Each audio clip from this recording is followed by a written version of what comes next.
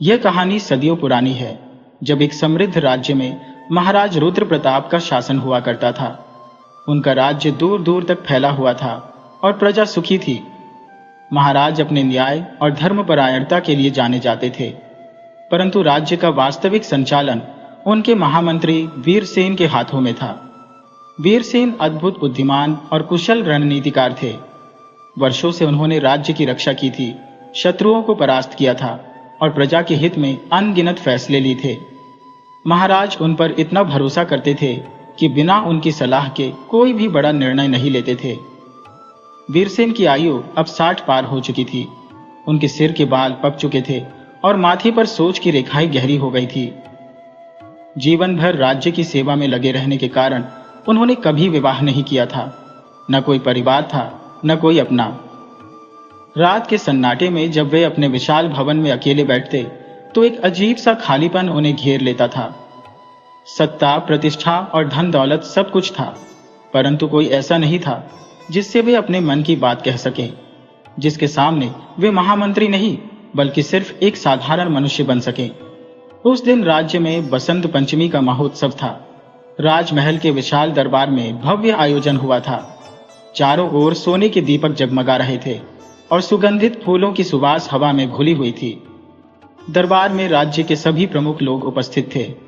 सेना नायक, अधिकारी, व्यापारी और कलाकार सभी महाराज के सम्मान में आए थे। उत्सव के मुख्य आकर्षण के रूप में नृत्य का कार्यक्रम रखा गया था। जब नर्तकी मृगनयनी रंगभूमि पर आई तो पूरा दरबार मंत्रमुग्ध हो गया। उसका सौंदर्य ऐसा था मानो साक्षात अप्सरा धरती पर उतर आई हो। उसके घने काले केश कमर तक लहरा रहे थे और माथे पर चंदन का सुंदर टीका सजा था। बड़ी बड़ी बादाम जैसी आंखें, जिनमें काजल की सुंदर रेखा खींची थी, और होठों पर महावर की हल्की लाली। सब कुछ इतना मनमोहक था कि देखने वाला देखता ही रह जाए। उसने हरे और सुनहरे रंग का नृत्य परिधान पहना था, जिस पर छोटी छोटी घुंघरुओं की झंकार गूंज रही थी। जैसे ही तबले और सितार की मधुर संगीत शुरू हुआ, मृगनयनी ने नृत्य आरंभ किया। उसके हाथों की मुद्राएं, पैरों की थिरकन और आंखों की अदाएं, सब कुछ इतना सुंदर था कि लोग सांस लेना भी भूल गए। वह नृत्य नहीं कर रही थी, बल्कि एक कहानी सुना रही थी। कभी वह राधा बनी कृष्ण की बांसुरी सुन रही थी, तो कभी मीरा बनी भक्ति में लीन थी। उसकी हर भाव भंगिमा में गहराई थी, हर गति में लय थी। महामंत्री वीरसेन भी दरबार में अपने निर्धारित स्थान पर बैठे थे। प्रारंभ में उनका ध्यान नृत्य पर नहीं था। वे राज्य की किसी समस्या के बारे में सोच रहे थे, परंतु धीरे धीरे उनकी दृष्टि मृगनयनी की ओर खींचने लगी। पहले उन्होंने सोचा कि यह तो केवल एक कला प्रदर्शन है, परंतु जैसे जैसे नृत्य आगे बढ़ा वे उसमें खोते चले गए। मृगनयनी की आंखों में जो गहराई थी, उसकी मुस्कान में जो मासूमियत थी और उसके हर भाव में जो सच्चाई झलकती थी, वह सब वीरसेन के मन को छूने लगा। जीवन भर कठोर निर्णय लेने वाले, युद्ध की रणनीति बनाने वाले और राज्य की चिंताओं में डूबे रहने वाले वीरसेन के मन में पहली बार कुछ अलग हो रहा था। ये राजनीति नहीं थी, ये युद्ध नहीं था, ये कुछ और था, कुछ ऐसा जो उन्होंने कभी अनुभव नहीं किया था। उनका हृदय अनजाने में तेजी से धड़कने लगा। नृत्य समाप्त हुआ। मृगनयनी ने पूरे दरबार को प्रणाम किया। फिर उसने महाराज को, सेना नायक को और अन्य गणमान्य लोगों को अलग अलग प्रणाम किया। अंत में जब उसकी दृष्टि महामंत्री वीरसेन पर पड़ी तो वह एक पल के लिए ठहर गई। उसने एक मधुर मुस्कान के साथ उन्हें प्रणाम किया। यह प्रणाम सामान्य नहीं था। उसकी आंखों में एक अजीब सा आकर्षण था, एक गहराई थी जो सीधे वीरसेन के मन में उतर गई। दरबार में तालियों की गड़गड़ाहट गूंजी। महाराज ने प्रसन्न होकर मृगनयनी को पुरस्कार दिया और उसकी प्रशंसा की, परंतु उस पूरे समय वीरसेन चुपचाप बैठे रहे। उनका मन अब दरबार में नहीं बल्कि उस एक दृष्टि में खो गया था, वह दृष्टि जो मृगनयनी ने उन्हें दी थी। उस रात जब वीरसेन अपने भवन लौटे तो उन्हें नींद नहीं आई। बार बार मृगनयनी का वह मुस्कुराता चेहरा, उसकी वह गहरी आंखें और वह एक प्रणाम उनके सामने आता रहा। उन्होंने अपने आप से कहा, यह तो बस एक नृत्य था, एक कलाकार का प्रदर्शन था, परंतु मन था कि मानता ही नहीं था।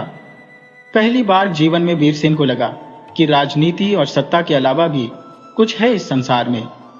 पहली बार उन्हें किसी के बारे में जानने की, उससे बात करने की इच्छा हुई। यह केवल एक नृत्य का आरंभ नहीं था, यह उस कहानी का आरंभ था जो आगे चलकर एक महामंत्री के पतन का कारण बनने वाली थी। यही उस जाल का पहला धागा था जो धीरे धीरे वीरसेन को जकड़ने वाला था। परंतु उस समय वीरसेन को इस बात का जरा भी एहसास नहीं था। वे बस यही सोच रहे थे कि कैसे वे एक बार फिर से मृगनयनी से मिल सके। उनके अनुभवी और समझदार मन में पहली बार भावनाओं ने दस्तक दी थी और यही उनकी सबसे बड़ी भूल बनने वाली थी।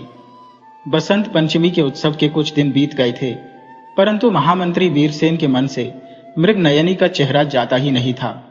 दरबार में बैठे हुए भी, राजा के साथ चर्चा करते हुए भी और रात को अपने कक्ष में अकेले बैठे हुए भी हर समय उन्हें वही मुस्कुराती आंखें दिखाई देती। यह उनके लिए एक नया अनुभव था। जीवन भर उन्होंने अपनी भावनाओं पर नियंत्रण रखा था, परंतु अब वह नियंत्रण धीरे धीरे छूटता जा रहा था। एक दिन वीरसेन ने अपने विश्वासपात्र सेवक को बुलाया और उससे कहा, मुझे नर्तकी मृगनयनी के बारे में जानकारी चाहिए। वह कहाँ रहती है, उसका परिवार कौन है और वह राज्य में कब से है? सेवक ने आश्चर्य से अपने स्वामी को देखा। वर्षों से सेवा करते हुए उसने कभी महामंत्री को किसी के बारे में इस तरह पूछते नहीं देखा था, परंतु उसने कुछ नहीं कहा और चुपचाप जाकर जानकारी जुटाने लगा। अगले दिन सेवक ने बताया, महामंत्री जी, मृगनयनी राजधानी के पास एक छोटे से गांव से आई है। उसके माता पिता का देहांत हो चुका है और वह अकेली रहती है। वह राजमहल में नृत्य सिखाती है और कभी कभी दरबार में प्रदर्शन करती है। लोग उसे बहुत सम्मान देते हैं क्योंकि वह न केवल सुंदर है बल्कि बहुत विनम्र और शालीन भी है। ये सुनकर वीरसेन के मन में मृगनयनी के प्रति और सहानुभूति उत्पन्न हुई। उन्हें लगा कि वह भी उनकी तरह अकेली है, उसका भी कोई अपना नहीं है। इस विचार ने उन्हें और आकर्षित किया। कुछ दिनों बाद एक अवसर आया। राजमहल में एक और छोटा सांस्कृतिक कार्यक्रम था। वीरसेन जानते थे कि मृगनयनी वहां होगी। उन्होंने जानबूझकर कार्यक्रम के बाद वहीं रुकने का निर्णय लिया। जब सब लोग जाने लगे तो उन्होंने अपने सेवक से कहा कि वे मृगनयनी को उनसे मिलने के लिए कहे। मृगनयनी आई। उसने आदर से प्रणाम किया और बोली, महामंत्री जी ने बुलाया है, ये मेरा सौभाग्य है। आज्ञा कीजिए, मैं किस प्रकार सेवा कर सकती हूँ? वीरसेन ने मुस्कुराते हुए कहा, बैठो, मैं बस तुम्हारी कला की प्रशंसा करना चाहता था। तुम्हारा नृत्य वास्तव में अद्भुत है। मृगनयनी ने विनम्रता से सिर झुकाया और बोली, आपकी प्रशंसा मेरे लिए बहुत बड़ा सम्मान है महामंत्री जी। आप जैसे महान व्यक्ति की दृष्टि में आना स्वयं में एक उपलब्धि है। उसकी मीठी वाणी और विनम्र व्यवहार ने वीरसेन के मन को और छू लिया। वे उससे बातें करने लगे। धीरे धीरे बातचीत नृत्य से हटकर जीवन, अकेलेपन और सपनों की ओर मुड़ गई। मृगनयनी बहुत ध्यान से सुनती थी। वह बोलती कम थी, परंतु जब भी बोलती उसकी बातों में गहराई होती थी।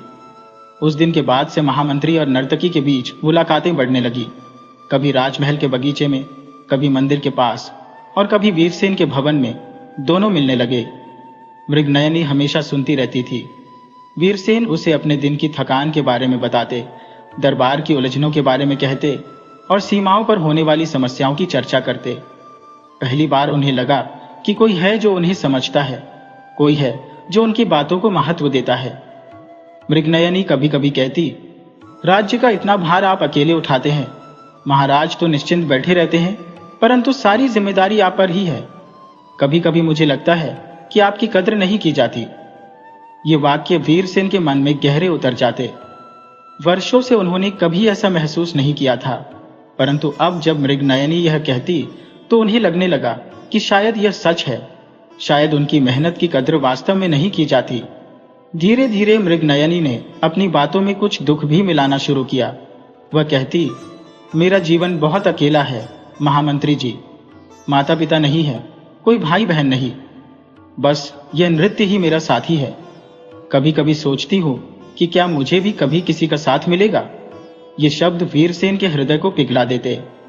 उन्हें लगता कि वे दोनों एक जैसे हैं, दोनों अकेले, दोनों समझे नहीं जाने वाले। धीरे धीरे वीरसेन के मन में मृगनयनी के प्रति केवल आकर्षण नहीं बल्कि गहरा लगाव उत्पन्न होने लगा। मृगनयनी बहुत चतुर थी। वह जानती थी कि कैसे शब्दों का जाल बुनना है। उसने कभी भी सीधे सीधे कुछ नहीं मांगा, परंतु अपनी बातों से वीरसेन के मन में ऐसे बीज बो दिए कि वे स्वयं उसके लिए सब कुछ करने को तैयार हो गए। वह हमेशा यही कहती, आप इतने महान हैं, इतने समझदार हैं, मैं आपसे बातें करके स्वयं को धन्य समझती हूँ। इन प्रशंसाओं ने वीरसेन के अहंकार को छुआ और उन्हें और कमजोर बनाया। वे भूल गए कि वे एक अनुभवी राजनीतिज्ञ है, एक कुशल रणनीतिकार है। वे भूल गए कि जीवन भर उन्होंने दूसरों के इरादों को भांपा है। अब वे बस एक बूढ़े अकेले मनुष्य थे जो प्रेम की तलाश में एक सुंदर स्त्री के जाल में फंसते जा रहे थे। कुछ महीने बीत गए। वीरसेन और मृगनयनी की मुलाकातें नियमित हो गईं। दरबार में कुछ लोगों ने यह देखा भी, परंतु किसी ने कुछ नहीं कहा। महामंत्री इतने शक्तिशाली थे कि कोई उनसे सवाल पूछने का साहस नहीं करता था। परंतु धीरे धीरे यह बात राजमहल में फैलने लगी। लोग चुपके से बातें करने लगे कि महामंत्री किसी नर्तकी के प्रेम में पड़ गए हैं। वीरसेन को इन बातों की परवाह नहीं थी। वे पहली बार अपने जीवन में खुश थे। उन्हें लगता था कि आखिरकार उन्हें वह साथी मिल गया है जिसकी तलाश वे जीवन भर से कर रहे थे। परंतु उन्हें यह नहीं पता था कि यह प्रेम नहीं, बल्कि एक सुनियोजित योजना का हिस्सा था। मृगनयनी का असली खेल अभी शुरू होने वाला था। समय बीतता गया और महामंत्री वीरसेन और नर्तकी मृगनयनी के बीच का संबंध और गहरा होता गया। वीरसेन अब पूरी तरह से मृगनयनी पर निर्भर हो चुके थे। उसके बिना उन्हें एक दिन भी शांति नहीं मिलती थी। दरबार में बैठे हुए भी उनका मन उसी के पास भागता रहता। वे जल्दी से जल्दी अपना काम निपटाकर उससे मिलने चले जाते। धीरे धीरे मृगनयनी की बातों का स्वर बदलने लगा। अब वह केवल सुनती ही नहीं थी, बल्कि सवाल भी पूछने लगी थी। शुरुआत में ये सवाल बहुत साधारण थे। वह पूछती, आज दरबार में क्या चर्चा हुई, या महाराज की तबीयत कैसी है। परंतु धीरे धीरे उसके सवाल गहरे और अधिक विशिष्ट होने लगे। एक दिन जब वे दोनों राजमहल के बगीचे में टहल रहे थे, तो मृगनयनी ने पूछा, महामंत्री जी, मैंने सुना है कि हमारी सेना बहुत विशाल और शक्तिशाली है। उनकी रसद की व्यवस्था कहाँ से होती है। वीरसेन को यह सवाल थोड़ा अजीब लगा, परंतु उन्होंने सोचा कि शायद मृगनयनी राज्य के बारे में जानने में रुचि रखती है। उन्होंने उत्तर दिया, हमारे पास 3 मुख्य भंडार है।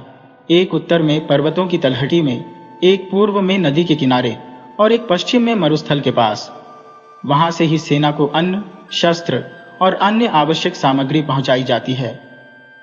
मृगनयनी ने मुस्कुराते हुए कहा, आप कितने व्यवस्थित हैं, सब कुछ इतनी सावधानी से नियोजित करते हैं, इसीलिए तो राज्य इतना सुरक्षित है। वीरसेन को उसकी प्रशंसा अच्छी लगी और उन्होंने उस बात को वहीं छोड़ दिया। कुछ दिनों बाद मृगनयनी ने फिर पूछा, महामंत्री जी, हमारी सीमाएं तो बहुत लंबी है। सब जगह सेना की व्यवस्था कैसे होती है। कहीं कोई कमजोर बिंदु तो नहीं है जहां दुश्मन हमला कर सके। इस बार वीरसेन को थोड़ी हिचकिचाहट हुई। ये राज्य की सुरक्षा से जुड़ा प्रश्न था, परंतु मृगनयनी ने तुरंत जोड़ा, मैं तो बस चिंतित हूं आपकी सुरक्षा के लिए। अगर कहीं कोई खतरा हो तो। उसकी चिंता भरी आवाज और आंखों में दिखने वाली परेशानी ने वीरसेन के मन को पिघला दिया। उन्होंने सोचा कि वह तो बस उनकी चिंता कर रही है। उन्होंने बताया, दक्षिणी सीमा सबसे मजबूत है क्योंकि वहां घने जंगल है। पूर्वी सीमा पर नदी है जो प्राकृतिक सुरक्षा देती है। उत्तर में पर्वत है, परंतु पश्चिमी सीमा थोड़ी कमजोर है क्योंकि वहां खुला मैदान है। इसलिए हमने वहां सेना की सबसे बड़ी टुकड़ी तैनात की है। मृगनयनी ने ध्यान से सुना और सिर हिलाया। अब मृगनयनी के सवालों की बारंबारता बढ़ने लगी। वह पूछती कि सेना के विभिन्न दलों के सेनापति कौन है, उनकी क्षमता कैसी है और वे किस दिशा में तैनात है। वह यह भी जानना चाहती थी कि राज्य के खजाने की व्यवस्था कैसे होती है और किन मार्गों से व्यापारी आते जाते हैं। वीरसेन को इन सब बातों में कोई षड्यंत्र नहीं दिखाई दिया। उन्हें लगा कि मृगनयनी राज्य के कामकाज में रुचि रखती है क्योंकि वह उनसे प्रेम करती है। जो व्यक्ति किसी से प्रेम करता है वह उसके जीवन के हर पहलू को जानना चाहता है। वीरसेन ने इसी तरह सोचा। धीरे धीरे मृगनयनी ने वीरसेन के फैसलों में भी दखल देना शुरू कर दिया। एक दिन उसने कहा, महामंत्री जी, मैंने सुना है कि उत्तरी भंडार का प्रमुख बहुत कठोर स्वभाव का है। सैनिक उससे नाखुश रहते हैं। क्या उसे बदलना उचित नहीं होगा? वीरसेन ने सोचा और कहा, वह अनुभवी है और अपना काम अच्छे से करता है। मृगनयनी ने धीरे से कहा, परंतु अगर सैनिक खुश नहीं है तो उनकी कार्य क्षमता पर असर पड़ेगा। आप इतना सोचते हैं सबके बारे में, इसलिए मैंने कहा। उसकी बात में तर्क था। वीरसेन ने सोचा कि शायद वह सही कह रही है। कुछ दिनों बाद उन्होंने उस अधिकारी को हटाकर एक नया व्यक्ति नियुक्त कर दिया। नया अधिकारी उतना अनुभवी नहीं था और जल्द ही भंडार की व्यवस्था में खामियां आने लगी, परंतु वीरसेन को इसका पता नहीं चला। फिर एक दिन मृगनयनी ने कहा, सुना है कि पश्चिमी सीमा पर बहुत सेना तैनात है। क्या इतने सैनिकों की जरूरत है? शायद कुछ सैनिकों को अन्य कामों में लगाया जा सकता है। वीरसेन ने समझाया, वहां खुला मैदान है, इसीलिए अधिक सैनिकों की आवश्यकता है। मृगनयनी ने मुस्कुराते हुए कहा, आप तो बहुत चतुर है, परंतु कभी कभी मुझे लगता है कि सेनापति लोग आपको सही जानकारी नहीं देते। वे तो बस अपना महत्व बढ़ाने के लिए अधिक सैनिकों की मांग करते रहते हैं। ये बात वीरसेन के मन में बैठ गई। उन्हें लगा कि शायद सेनापति वास्तव में उन्हें गुमराह कर रही हैं। कुछ समय बाद उन्होंने पश्चिमी सीमा से कुछ सैनिकों को हटाने का आदेश दे दिया। इससे उस क्षेत्र की सुरक्षा कमजोर हो गई। इसी तरह धीरे धीरे मृगनयनी के सुझावों पर वीरसेन ने कई फैसले बदलने शुरू कर दिए। रसद की व्यवस्था में बदलाव हुए, सेना की तैनाती में परिवर्तन हुए और कुछ महत्वपूर्ण अधिकारियों को हटा दिया गया। हर बार मृगनयनी यही कहती थी कि वह तो बस वीरसेन की भलाई के लिए सोच रही है, ताकि उन पर काम का बोझ कम हो। दरबार में कुछ वरिष्ठ अधिकारियों ने इन बदलावों को देखा। उन्हें लगा कि कुछ गड़बड़ है, परंतु जब उन्होंने महामंत्री से इस बारे में बात करनी चाहिए तो वीरसेन ने उन्हें डांट दिया। उन्होंने कहा, मैं वर्षों से इस राज्य की सेवा कर रहा हूं, मुझे पता है कि क्या सही है और क्या गलत। तुम लोगों को मेरे निर्णयों पर सवाल उठाने का कोई अधिकार नहीं है। ये सुनकर सब चुप हो गए। महाराज रुद्र प्रताप को भी इन बदलावों के बारे में कुछ सूचनाएं मिली, परंतु उन्हें अपने महामंत्री पर पूरा भरोसा था। उन्होंने सोचा कि वीरसेन जो भी कर रहे हैं वह राज्य के हित में ही होगा। उन्होंने कभी सोचा भी नहीं कि उनका सबसे विश्वासपात्र मंत्री किसी के प्रभाव में आकर ऐसे निर्णय ले रहा है जो राज्य के लिए खतरनाक हो सकते हैं। इस बीच मृगनयनी ने जो भी जानकारी वीरसेन से हासिल की थी वह सब किसी को भेजती रहती थी। रात के अंधेरे में वह एक गुप्त स्थान पर जाती और वहां एक व्यक्ति को सारी सूचनाएं दे देती। वह व्यक्ति पड़ोसी राज्य का गुप्तचर था, जो वर्षों से इस राज्य को कमजोर करने की योजना बना रहा था। मृगनयनी उसी की भेजी हुई जासूस थी। उसे यह काम दिया गया था कि वह महामंत्री के करीब जाए और राज्य के रहस्यों को उगलवाए। मृगनयनी ने अपना काम बखूबी किया था। वीरसेन को इस सब का जरा भी अंदाजा नहीं था। वे तो बस यही सोचते थे कि मृगनयनी उनसे सच्चा प्रेम करती है। उन्होंने अपने अनुभव, अपनी बुद्धि और अपनी सावधानी सब कुछ भुला दिया था। प्रेम के नाम पर वे अंधे हो चुके थे और अपने ही हाथों से अपने राज्य को खतरे में डाल रहे थे। कुछ महीने और बीत गए। अब तक वीरसेन पूरी तरह से मृगनयनी के प्रभाव में आ चुके थे। उनका पूरा जीवन उसी के इर्द गिर्द घूमने लगा था। दरबार के काम भी अब उन्हें उतने महत्वपूर्ण नहीं लगते थे। वे जल्दी जल्दी काम निपटाकर मृगनयनी से मिलने चले जाते, परंतु अब मृगनयनी के व्यवहार में बदलाव आने लगा। पहले वह हमेशा उपलब्ध रहती थी, हमेशा मुस्कुराती रहती थी, परंतु अब वह कभी मिलती, कभी नहीं मिलती। कभी वह कहती कि उसे नृत्य का अभ्यास करना है, तो कभी कहती कि उसकी तबीयत ठीक नहीं है। कभी कभी तो वह वीरसेन के संदेश का जवाब भी नहीं देती थी। यह सब वीरसेन को बहुत परेशान करने लगा। वे बेचैन रहने लगे। जब मृगनयनी से मिलने जाते और वह नहीं मिलती तो उन्हें पूरा दिन बुरा लगता था। वे सोचते रहते कि क्या उन्होंने कोई गलती की है, क्या मृगनयनी उनसे नाराज है। एक दिन जब वे आखिरकार मृगनयनी से मिले तो उन्होंने पूछा, तुम इन दिनों इतनी व्यस्त क्यों रहती हो? क्या मैंने कुछ गलत किया है? मृगनयनी ने उदासी से मुस्कुराते हुए कहा, नहीं महामंत्री जी, आप तो बहुत अच्छे हैं, परंतु मुझे लगता है कि हम दोनों के बीच यह संबंध ठीक नहीं है। आप इतने बड़े पद पर हैं और मैं तो बस एक साधारण नर्तकी हूँ लोग क्या सोचेंगे? ये सुनकर वीरसेन घबरा गए। उन्होंने कहा, मुझे परवाह नहीं कि लोग क्या सोचते हैं। तुम मेरे जीवन में सबसे महत्वपूर्ण हो। मृगनयनी ने सिर हिलाया और बोली, आप तो ऐसा कहते हैं, परंतु सच ये है कि आपके लिए आपका पद, आपकी प्रतिष्ठा, सब कुछ अधिक महत्वपूर्ण है, और होना भी चाहिए। आप महामंत्री हैं, राज्य आप पर निर्भर है। वीरसेन ने उसका हाथ पकड़ा और कहा, नहीं, तुम गलत समझ रही हो। तुम मेरे लिए सबसे अधिक महत्वपूर्ण हो। मैं तुम्हारे बिना नहीं रह सकता। मृगनयनी ने आंसू बहाते हुए कहा, तो फिर साबित करो कि मैं तुम्हारे लिए महत्वपूर्ण हूं। वीरसेन चिंतित हो गए।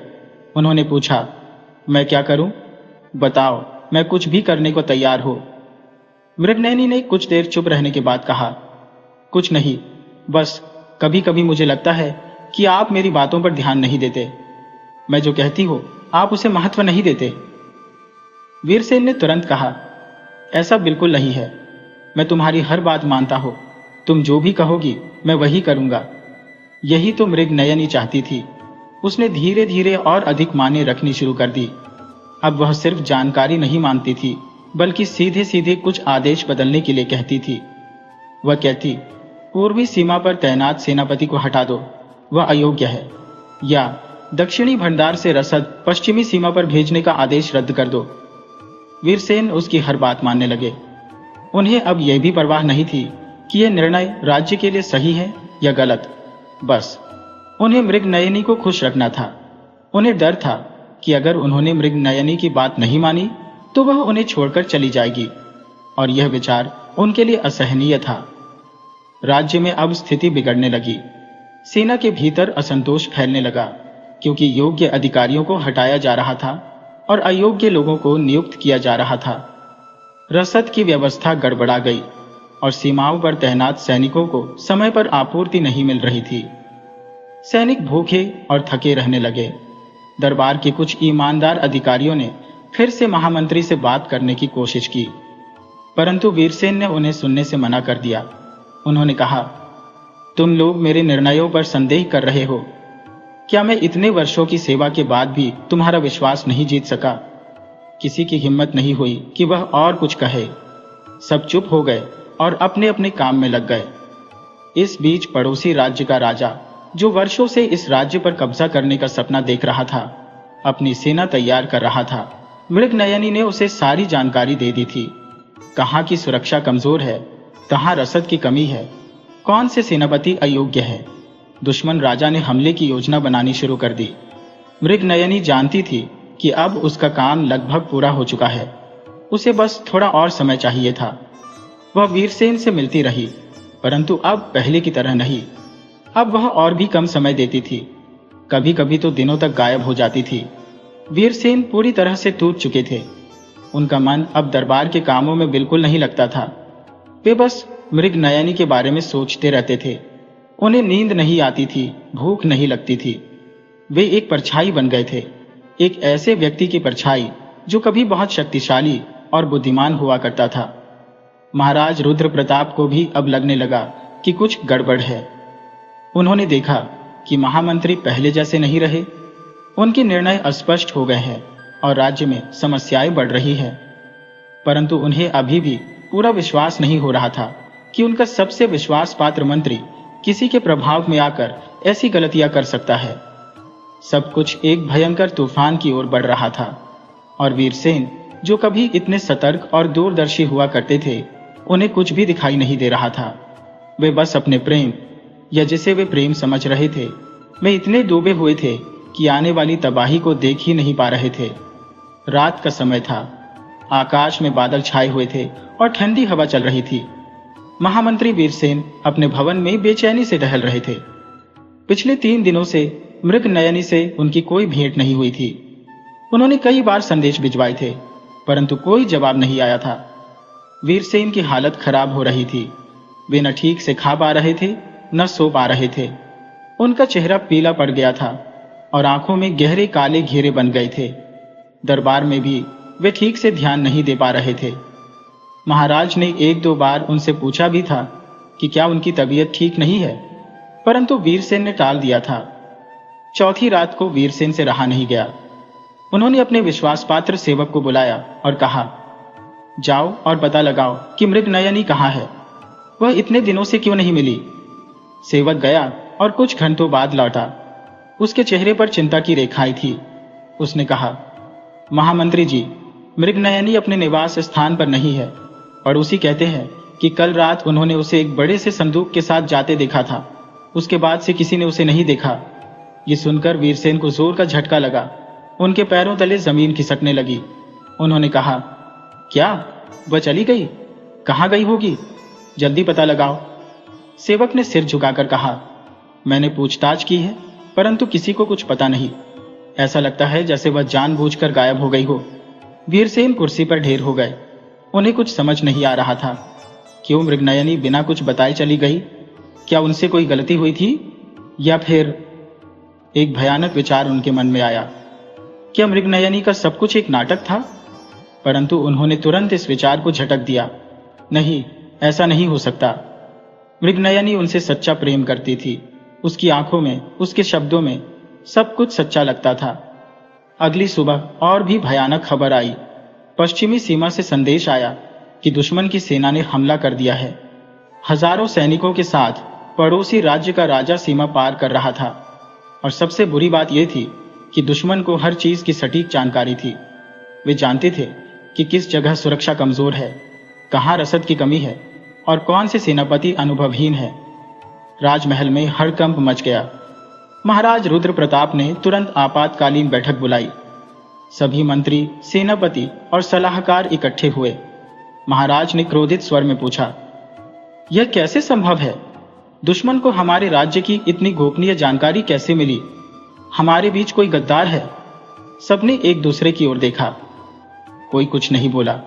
फिर एक वरिष्ठ सेनापति ने साहस जुटाकर कहा, महाराज, पिछले कुछ महीनों में हमारी सेना की व्यवस्था में बहुत बदलाव हुए हैं। योग्य अधिकारियों को हटाया गया, रसद की व्यवस्था बदली गई और सीमाओं से सेना वापस बुलाई गई। ये सब फैसले। वह रुक गया। महाराज ने कड़क कर पूछा, बोलो, ये सब फैसले किसने लिए? सेनापति ने डरते डरते कहा, महामंत्री वीरसेन ने। महाराज। सबकी नजरें वीरसेन की ओर घूम गई। वीरसेन की हालत और भी खराब हो गई। वे जानते थे कि अब सच छिप नहीं सकता। महाराज ने अविश्वास से पूछा, वीरसेन, यह सच है? तुमने ये फैसले क्यों लिए? तुम जो इतने अनुभवी हो, इतने बुद्धिमान हो, तुम ऐसी गलतियां कैसे कर सकते हो?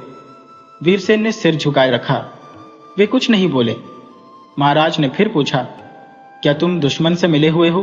क्या तुमने हमारे साथ विश्वासघात किया है? यह सुनकर वीरसेन ने सिर उठाया। उनकी आंखों में आंसू थे। उन्होंने कहा, नहीं महाराज, मैंने कभी जानबूझकर राज्य के साथ विश्वासघात नहीं किया। परंतु वे रुक गए। महाराज ने कहा, परंतु क्या? सच बोलो वीरसेन, इस समय झूठ से कोई फायदा नहीं। वीरसेन ने गहरी सांस ली और बोले, महाराज, मैं एक नर्तकी के प्रेम में पड़ गया था। उसका नाम मृगनयनी है। वह बहुत चतुर थी। उसने धीरे धीरे मुझसे राज्य के सभी रहस्य उगलवा लिए। मैं समझ नहीं पाया कि वह मुझसे सच्चा प्रेम नहीं करती थी। वह तो बस जानकारी हासिल कर रही थी। और मैं मूर्ख, मैं अंधा हो गया था। दरबार में सन्नाटा छा गया।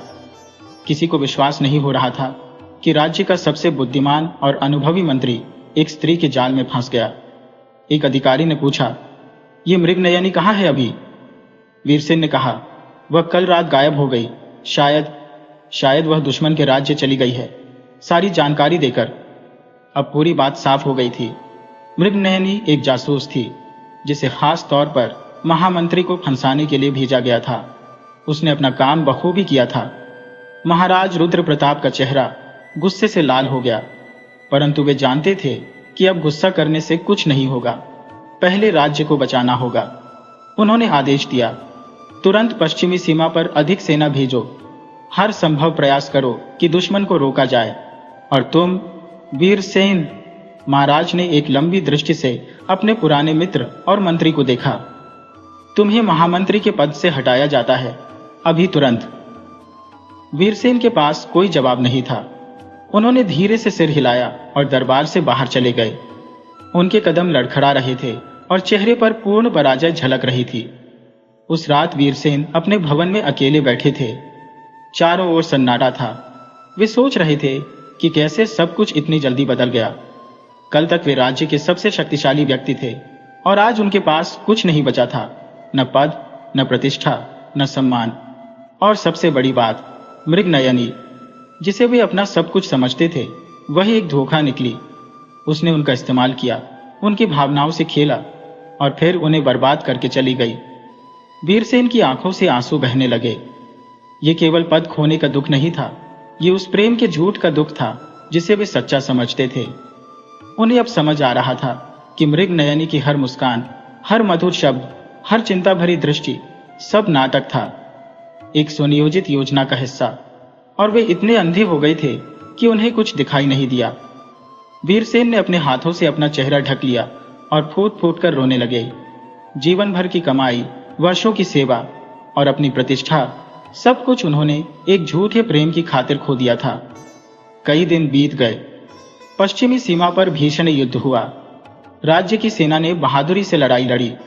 हालांकि दुश्मन के पास राज्य के रहस्यों की जानकारी थी, परंतु महाराज रुद्र प्रताप के नेतृत्व में नए सेनापतियों ने नई रणनीति बनाई।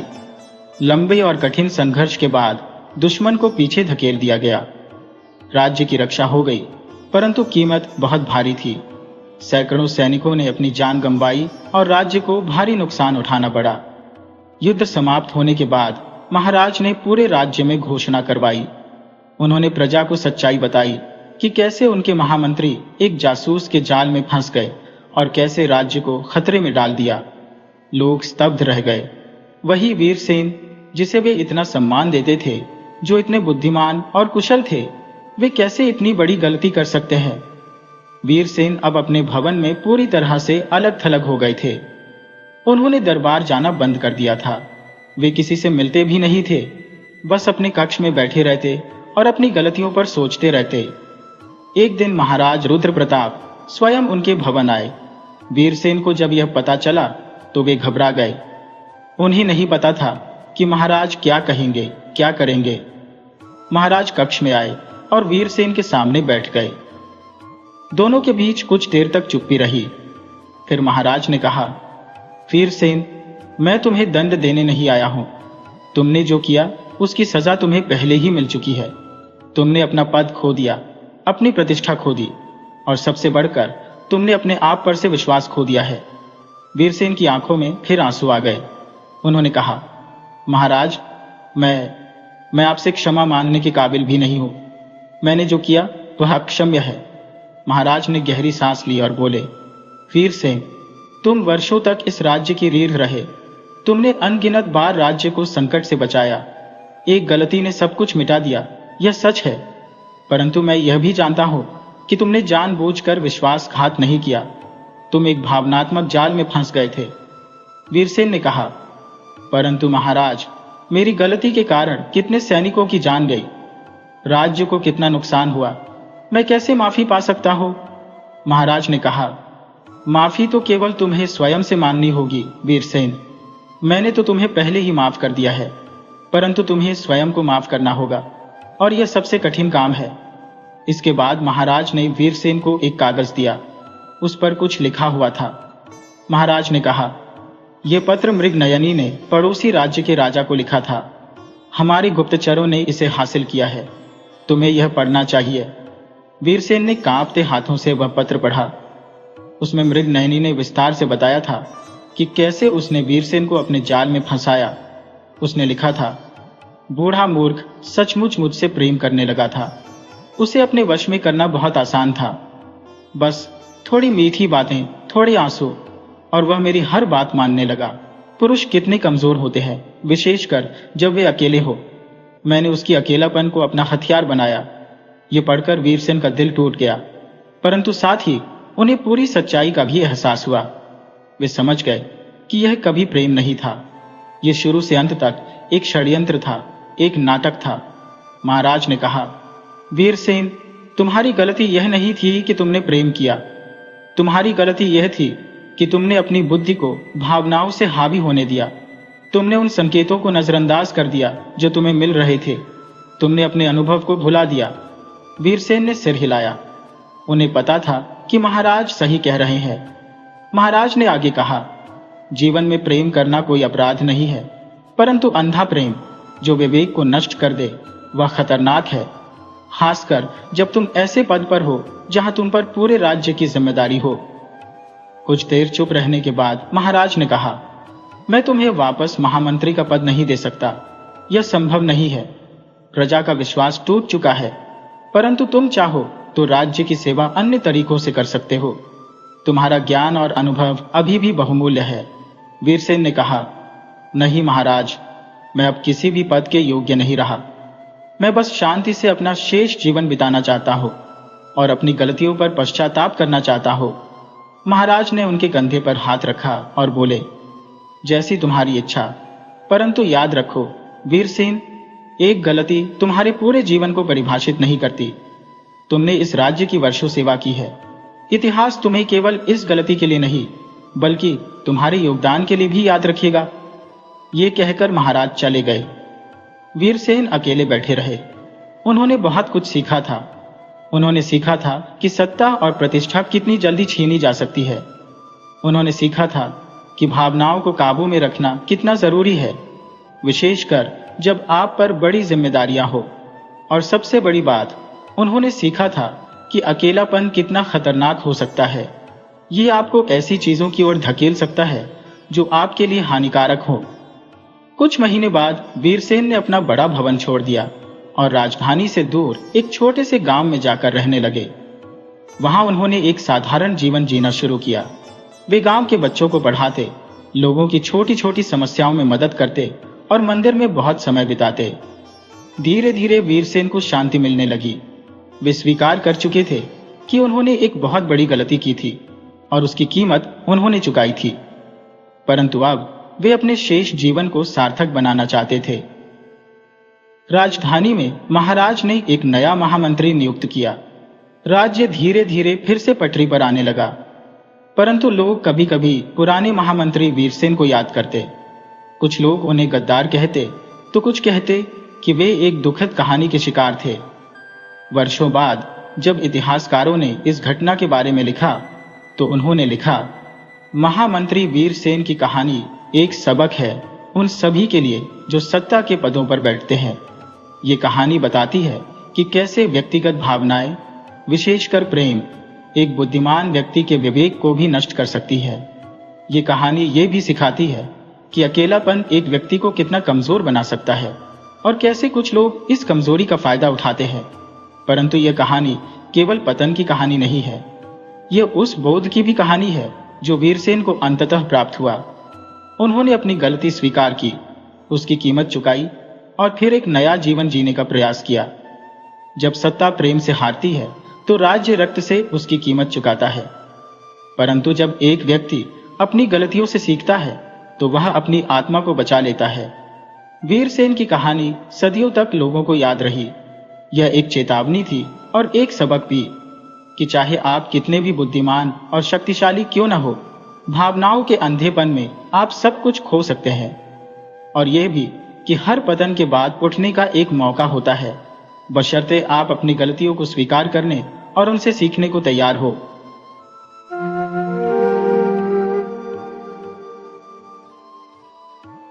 राधे राधे दोस्तों, मैं आप सबका स्वागत करता हूं केटीवी स्टोरी चैनल पर। यह कहानी है एक साधारण ब्राह्मण के जीवन की जो मोह और माया में उलझकर वैराग्य की राह पर निकल पड़ा। कहानी में आपको प्रेम, धोखा, संघर्ष और एक बड़ा चमत्कार देखने को मिलेगा। तो बिना देर किए आप सभी से मेरा विनम्र निवेदन है कि केटीवी स्टोरी चैनल को सब्सक्राइब करें और इस वीडियो को लाइक, शेयर और कमेंट जरूर करें। आपका सहयोग हमें ऐसी और कहानियां लाने के लिए प्रेरित करेगा। आइए कहानी शुरू करते हैं। एक समय की बात है, एक ब्राह्मण देवता थे। जीवन जीने के लिए इतना ज्ञान उन्हें था कि वह प्रतिदिन यजमानों के पास जाकर पुराणों की कथाएं सुनाते थे। इसके बदले में उन्हें जो खाने को मिल जाता था उसी में वह संतोष कर लेते थे। कभी कभार ऐसा भी होता कि कुछ न मिले तो वह प्रभु का नाम लेकर उपवास कर लेते, मगर ऐसा महीने में मुश्किल से 1-2 बार ही होता था। प्रभु की कृपा से उनकी पूछ परख करने वाले और उन्हें आदर देने वाले अनेक लोग नगर और आसपास के गांवों में थे। उनका अपना कोई परिवार नहीं था। माता पिता तो बचपन में ही गुजर गए थे और उनका विवाह भी नहीं हुआ था। वह अपने मन के मालिक थे। जब उनका मन करता अपने घर लौट आते, नहीं तो यजमान के पास ही ठहर जाते। इस तरह उनके दिन बड़े आराम और चैन से कट रहे थे। एक दिन एक यजमान के विशेष आग्रह पर वह उनके किसी दूर के रिश्तेदार के घर कथा सुनाने गए। वह गांव ब्राह्मण के घर से लगभग 20 कोस की दूरी पर था, इसलिए उन्हें वहां पहुंचने में 2 दिन लग गए। उन्होंने वहां 1 हफ्ते तक कथा सुनाई और फिर विदा लेकर अपने घर की ओर चल पड़े। पहले दिन चलने के बाद शाम होते ही वह एक गांव में रुके। अगली सुबह जब वह वहां से चले तो रास्ते में एक घना जंगल पड़ा। वह जंगल लगभग 5 कोस का था और रास्ता भी बहुत कठिन था। ब्राह्मण कांटेदार झाड़ियों से खुद को बचाते हुए आगे बढ़ रहे थे। तभी उन्हें जोर की प्यास लगी। सौभाग्य से जंगल में एक कुआं था जिसे किसी साधु महात्मा ने बनवाया था। ब्राह्मण पानी पीने के लिए जैसे ही कुएं के पास गए तो जो दृश्य उन्होंने देखा उससे वह हैरान रह गए। कुएं के भीतर एक बहुत ही खूबसूरत स्त्री गिरी पड़ी थी। ब्राह्मण ने किसी तरह रस्सी की मदद से उसे बाहर निकाला। बाहर आते ही ब्राह्मण ने स्त्री से पूछा, हे देवी, आप कौन है? इस घने जंगल में कैसे आई और कुएं में कैसे गिर गई? स्त्री ने जवाब दिया, मैं एक वैश्या की बेटी हूं। मेरा विवाह एक धनी व्यापारी से हुआ था, मगर उस व्यापारी ने अब दूसरा विवाह कर लिया है। उसने मुझे धोखे से ये कहकर कि वह मुझे मेरे पिता के घर पहुंचा रहा है, यहां लाकर इस कुएं में गिरा दिया। ब्राह्मण बोले, तुम्हारा पति तो बहुत दुष्ट और नीच स्वभाव का है। एक स्त्री के साथ ऐसा घोर अपराध करने वाले को तो नरक भी नहीं मिलेगा।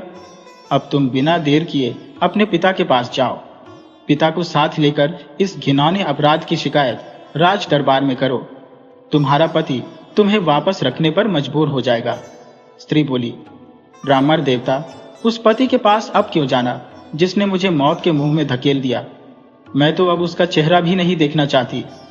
ब्राह्मण ने कहा, तो फिर अपने पिता के घर लौट जाओ। स्त्री बोली, मैं अब पिता के घर भी नहीं जा सकती, क्योंकि मेरी विदाई के समय माता पिता ने साफ कहा था कि जब भी मायके आना तो पति के साथ ही आना। कभी भी पति से झगड़ा करके या विवाद करके मत आना, नहीं तो हम तुम्हें पहचानने से भी मना कर देंगे। अब आप ही बताइए कि मैं पिता के घर कैसे जाऊं? ब्राह्मण ने सोचा, हे देवी, तुम्हारी समस्या तो सचमुच पहाड़ से भी बड़ी है। इसका कोई समाधान मेरे पास तो नहीं है। शायद तुम्हारे कोई हितैषी या रिश्तेदार ही इसमें मदद कर सकते हैं। स्त्री ने पलटकर कहा, ब्राह्मण देवता, आप मूर्खों जैसी बातें क्यों कर रही हैं? आप नहीं जानते कि शरीफ खानदान की लड़कियां किसी पुरुष मित्र को नहीं जानती और न ही वह किसी रिश्तेदार से इस तरह की मदद मांग सकती है। ब्राह्मण ने तुरंत हाथ जोड़कर कहा, हे देवी, मुझे क्षमा करें। मैं स्त्रियों के विषय में कुछ नहीं जानता, क्योंकि मैं खुद अविवाहित हूं। अब आप खुद सोचिए कि क्या करना है। स्त्री ने झट से कहा, यह तो मेरे लिए बहुत अच्छी बात है। आप मुझे अपने साथ ले चलिए और मुझसे विवाह कर लीजिए। ब्राह्मण इस अप्रत्याशित मांग से भौंचक के रह गए। उन्होंने कहा, देवी, मैं एक ब्राह्मण हूं। मैं किसी राह चलती स्त्री से विवाह नहीं कर सकता। वैसे भी तुम पहले से विवाहित हो। स्त्री बोली, आप कैसे ब्राह्मण हैं? क्या स्त्रियों की भी कोई जाति होती है? और रही बात मेरे विवाह की, तो एक स्त्री तो ऋतु धर्म के बाद हर महीने कुंवारी जैसी हो जाती है। आप 1 महीने बाद ही मुझसे विवाह कर लेना, तब तक मैं आपके घर चलती हूँ। कुएं से निकालकर ब्राह्मण एक अजीब दुविधा में फंस चुके थे। वह स्त्री उनका पीछा छोड़ने को तैयार ही नहीं थी। ब्राह्मण ने सख्ती से कहा, देखो, मैं तुम्हें अपने साथ नहीं ले जा सकता। तुम खुद अपनी जिंदगी का कोई फैसला करो और मुझे माफ करो। इस पर स्त्री ने अपना आखिरी दांव चला। अगर आप मुझे साथ नहीं ले जा सकते थे तो कुएं से निकाला ही क्यों? मैं अभी कुएं में कूदकर अपनी जान दे देती हूँ और मेरे मरने का अपराध आप पर लगेगा। यह कहकर वह तेजी से कुएं की तरफ बढ़ी। ये देख ब्राह्मण डर गए। उन्होंने घबरा कर कहा, देवी, ऐसा गजब मत करना। क्यों एक ब्राह्मण पर हत्या का पाप चाहती हो? ठीक है, अगर तुम नहीं मानोगी तो चलो मेरे साथ। ब्राह्मण उस स्त्री को लेकर अपने घर आ गए। घर आकर जब ब्राह्मण ने उसे होने वाली पत्नी समझकर देखा तो देखते ही रह गए। उन्होंने अपने जीवन में कभी इतनी सुंदर स्त्री नहीं देखी थी। उन्होंने सोचा कि अगर वह इसे जंगल में छोड़कर चले जाते तो बहुत बड़ी भूल कर बैठते। ऐसी स्त्री तो राजाओं के महलों में होनी चाहिए। उन्होंने मन ही मन तय कर लिया, मैं अब इससे विवाह के लिए 1 महीने का इंतजार नहीं कर सकता। मैं बहुत जल्द ही विवाह करूंगा। स्त्री बहुत शरीफ बनकर घर में रहने लगी। वह ब्राह्मण को समय पर भोजन कराती और उनके हाथ पैर दबाकर उनकी सेवा करती। ब्राह्मण को तो जैसे स्वर्ग का आनंद आने लगा था। ब्राह्मण ने उस स्त्री से विधिपूर्वक विवाह कर लिया।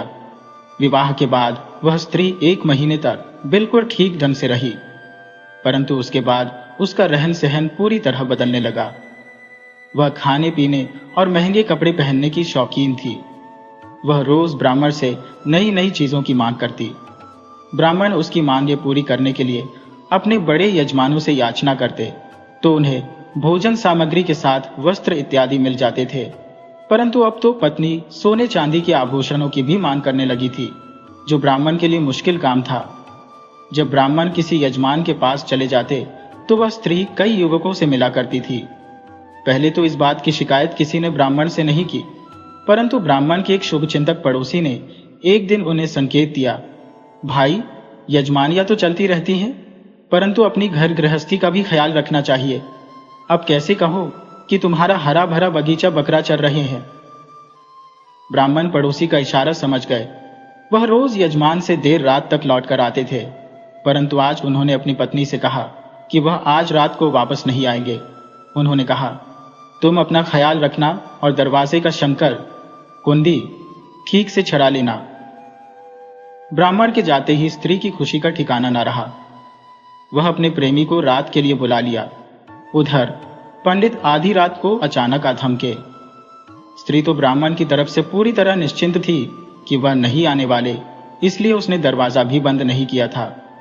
वह अपने प्रेमी संग प्रेम प्रसंग में लिप्त थी और अर्धनग्न अवस्था में उसके गोद में पड़ी थी। ब्राह्मण ने उन्हें रंगे हाथ पकड़ लिया। स्त्री को जब कोई बचाव का उपाय नहीं सूझा तो वह अपने प्रेमी संग ब्राह्मण पर हमलावर हो गई। दोनों ब्राह्मण को मारने पीटने लगे, मगर ब्राह्मण दोनों पर भारी था।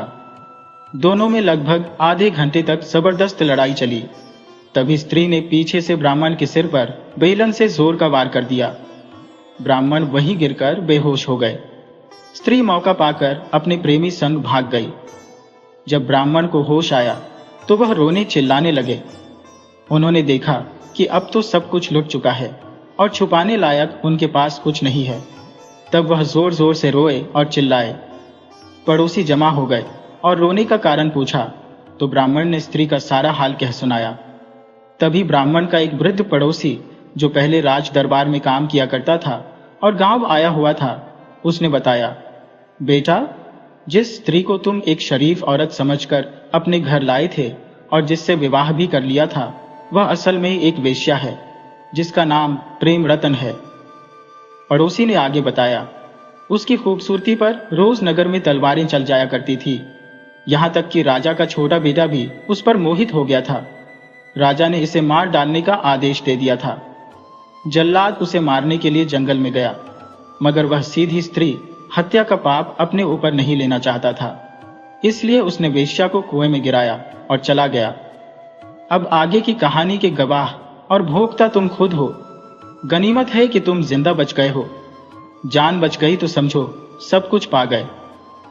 ब्राह्मण को जीवन में कभी किसी स्त्री से सच्चा प्यार नहीं मिला था और जिसे प्यार समझा वह भी वेश्या निकली। उनके मन में गहरा वैराग्य जाग उठा। उन्होंने सोचा, इस हाड़ मांस के शरीर में दिल क्या लगाना, आज नहीं तो कल इसे मिट्टी में मिल जाना है।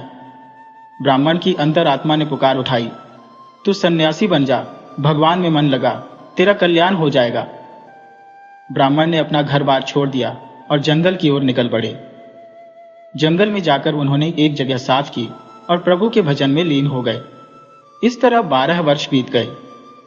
अब वह एक सिद्ध महात्मा बन चुके थे। एक दिन नगर से एक धनी सेठ महात्मा के पास आया। उसके घर में 2 बेटियों ने एक साथ जन्म लिया था, मगर एक तो गजब की खूबसूरत थी तो दूसरी गजब की काली, एकदम कोयले के समान। किसी ज्योतिषी ने सेठ से कह दिया था कि यह काली लड़की तुम्हारे लिए दुर्भाग्य है। महात्मा ने शांत भाव से बताया, सेठ, जिसको तुम दुर्भाग्य समझ रहे हो, वास्तव में वही तुम्हारे लिए सौभाग्य है। जबकि जिस गोरी बेटी पर तुम इतना प्यार लुटा रहे हो, वही तुम्हें बहुत कष्ट पहुंचाएगी। उसकी पूरी जिंदगी दुख से भरी होगी और उसके विवाह के लिए भी तुम्हें बहुत परेशानी झेलनी पड़ेगी। जबकि काली बेटी के लिए तुम्हें लड़का ढूंढने भी नहीं जाना पड़ेगा और उसकी जिंदगी बहुत सुखमय बीतेगी। सभी अपना भाग्य लेकर आते हैं और अपने भाग्य के अनुसार जीते हैं। इस प्रकार ब्राह्मण अब एक महात्मा बनकर लोगों का कल्याण करने लगे। समय गुजरता गया। सेठ की दोनों बेटियां सयानी हुई। सेठ की गोरी बेटी का विवाह धूमधाम से हुआ। बारात में एक किसान भी आया हुआ था। उसने देखा कि सेठ के घर की सभी स्त्रियां सजने संवरने में लगी है, परंतु उनमें से एक काली लड़की शाम से ही घर के कामों में लगी हुई है। किसान ने सोचा कि अगर इतनी मेहनती लड़की से मेरा विवाह हो जाता तो मेरी तो किस्मत ही बदल जाती। उसने अपने मन की बात सेठ से कह दी। सेठ ने बिना किसी देरी के तुरंत विवाह करा दिया और किसान के साथ काली लड़की को विदा कर दिया। किसान को सुंदरता से कोई मतलब नहीं था। उसे तो एक ऐसा साथी चाहिए था जो उसके कदम से कदम मिलाकर चल सके। सेठ की गोरी बेटी ससुराल में अक्सर बीमार रहती थी, जबकि काली बेटी किसान के घर किसान के साथ खेतों में काम करती थी। एक दिन खेत में काम करते समय लड़की ने देखा कि एक पेड़ अनायास सूखता जा रहा है। उसने अपने किसान पति से कहा, देखिए, इस पेड़ की जड़ में कोई धातु है जो उसके विकास को रोक रहा है। हमें इसे खोद कर देखना चाहिए। जब दोनों ने खोद कर देखा तो आश्चर्यचकित रह गए। जड़ में सोने के 2 घड़े दबे थे। किसान और उसकी पत्नी ने उसे निकाल लिया और घर ले आए। काली स्त्री के सौभाग्य से किसान की किस्मत पलट चुकी थी। वह अब गरीब नहीं रहा। वह थोड़े ही दिनों में एक गांव का सबसे अमीर आदमी बन चुका था। जहां सेठ की काली बेटी अब रानी की तरह राज कर रही थी, वहीं गोरी बेटी बीमार रहकर दुख की जिंदगी जी रही थी। सेठ को तुरंत महात्मा की बात याद आई। वह चलकर अपनी दुखी बेटी के दुख निवारण का उपाय पूछने गए। महात्मा ने कहा, उसे पुत्र प्राप्ति होते ही उसके सारे दुख मिट जाएंगे। तुम मेरे आश्रम में आकर उसके पुत्र को यहाँ की मिट्टी से स्नान करा देना।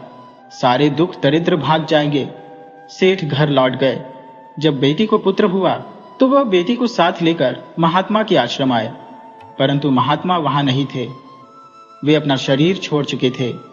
सेठ ने भारी मन से वहां की मिट्टी से अपने बेटी के पुत्र को स्नान कराया और लौट गए। वहां की मिट्टी ही चमत्कारिक रूप से प्रसिद्ध हो चुकी थी, जो महात्मा के नहीं रहने के बाद भी अपना प्रभाव दिखा रही थी। ये बात नगरवासियों को पता चली। लोगों में ये बात एक बीमारी की तरह फैल गई। अब पूरे नगर के लोग उस जगह को पूजनीय बना दिए। धीरे धीरे समय का पहिया चलता गया। उस नगर के राजा को यह बात पता चली। राजा भी अपनी रानी की बीमारी से 3 वर्षों से परेशान थे। राजा ने अपने मंत्री को आदेश दिया, मंत्री जी, जाइए और उस स्थान का पता लगाइए। राजा का आदेश पाकर मंत्री जंगल की तरफ चल पड़े। वह चमत्कारी जगह को ढूंढने लगे, परंतु उन्हें वह जगह नहीं मिली। वह 2 दिनों तक जंगल में भटकते रहे और भूखे प्यासे थे। वह जंगल से वापस लौटने लगे। तभी रास्ते में उन्हें एक साफ सुथरी जगह दिखी, जहां एक कुटिया दिखाई पड़ी। वह कुटिया के नजदीक गए। कुटिया के बाहर एक ऋषि ध्यान में मग्न थे। मंत्री ने उन्हें प्रणाम किया और बोले, महाराज, मुझे माफ कीजिएगा। अपने प्राण बचाने के लिए मुझे आपसे कुछ खाने की सामग्री चाहिए। संत ने उन्हें भोजन कराया। 2 दिन का भूखा मंत्री ने बड़े चाव से खाना खाया और संत से पूछा, बाबा, क्या मैं आपकी कुटिया में विश्राम कर सकता हूं? मैं इतनी रात को वापस नहीं लौट सकता। संत बोले, वत्स, तुम बिल्कुल निश्चिंत हो, यहां आराम कर सकते हो। मंत्री साधु की कुटिया में विश्राम करने लगे और गहरी नींद में चले गए। सुबह जब उनकी आंख खुली तो बाहर उन्हें शोर सुनाई दिया। वह बाहर निकलकर देखे तो सैकड़ों लोग दरबार की तरह भीड़ लगाए बैठे थे। मंत्री ने एक व्यक्ति से पूछा, भाई साहब, क्या यह वही चमत्कारी जगह है? व्यक्ति बोला, जी हां, यह वही साधु बाबा की कुटिया है। मंत्री बोले, वैसे साधु बाबा कहाँ हैं? वह रात में मेरे साथ ही थे। व्यक्ति ने हंसते हुए कहा, भाई साहब, आप कौन सा नशा करते हो? साधु बाबा को गुजरे 5 वर्ष हो गए और आप बोल रहे हो कि रात में तुमसे मिले थे। मंत्री को मामला समझ में आ गया था। उन्होंने अपनी सारी आपबीती लोगों को सुनाई। लोग उनकी बातों का मजाक बनाने लगे। तब मंत्री बोले, मैं नगर के राजा का मंत्री हूं। आप में से कोई एक व्यक्ति राजा से कहे कि वह अपनी रानी को अपने साथ लेकर मेरे साथ चले। लोगों ने कहा, याद रखना, अगर राजा नहीं आया तो तुम्हारी हड्डी पसली एक कर देंगे। मंत्री बोले, जी बिल्कुल, आप लोगों को कुछ नहीं करना पड़ेगा, मैं खुद आत्महत्या कर लूंगा। एक सज्जन व्यक्ति राजा के महल के लिए चल पड़ा। राजा तुरंत अपनी रानी को लेकर उस व्यक्ति के पास पहुंचे। राजा को देखकर सज्जन व्यक्ति के पैरों तले जमीन खिसक गई। वह राजा को लेकर उस चमत्कारी जगह के लिए चल पड़ा। रास्ते में उन्हें कई कांटेदार रास्तों से गुजरना पड़ा। जैसे तैसे राजा वहां पहुंचे। उधर लोगों ने मंत्री को बंदी बना लिया था। राजा के पहुंचते ही लोगों के होश उड़ गए। राजा ने अपनी तलवार निकालकर कहा, किसमें इतनी हिम्मत कि मेरे मंत्री को बंदी बनाया है। पूरे नगरवासी राजा के डर से कांपने लगे। सज्जन व्यक्ति बोले, महाराज, हमें लगा था कि यह एक धूर्त है। हमें लगा कि यह हमें अंधविश्वास में डालकर लूटना आया है, इसी कारण हम इसे बंदी बना लिए। राजा ने तुरंत आदेश दिया, जल्दी इन्हें खोल दो।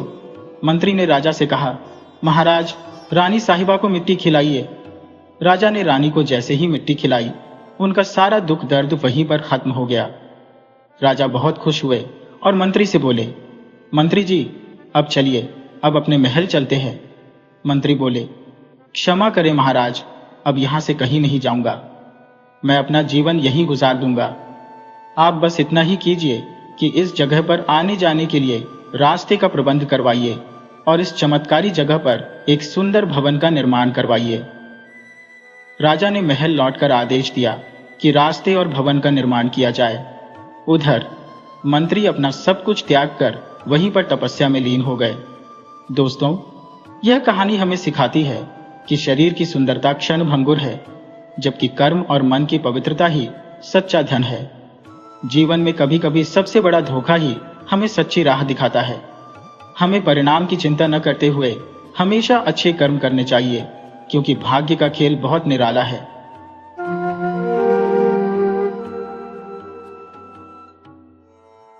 राधे राधे दोस्तों, आज मैं आपको एक ऐसी अद्भुत कथा सुनाने जा रहा हूं जो ये बताती है कि कैसे एक भोला भाला आदमी भगवान की लीला से गुजरकर अपने जीवन को बदल देता है। यह कहानी हमें सिखाती है कि लालच से ज्यादा त्याग में शक्ति होती है।